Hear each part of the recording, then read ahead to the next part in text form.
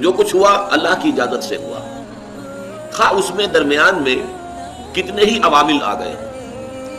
کسی نے اٹھا کر آپ کو پتھر مارا، لیکن یہ پتھر آپ کو نہیں لگ سکتا تھا اگر اللہ نہ چاہتا.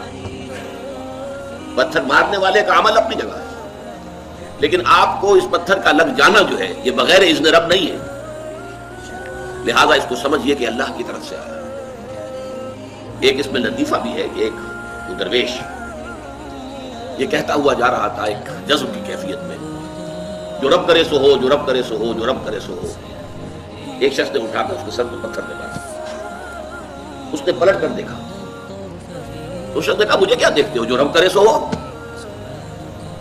اس درویش نے جواب دیا کہ یہ پتھر مجھے تو رب کے مارے ہی لگا ہے، لیکن میں دیکھ یہ رہا تھا کہ بیچ میں منہ کس کا کالا ہو گیا، کس نے اپنے لیے جو ہے وہ عذاب اللہ کا کما لیا.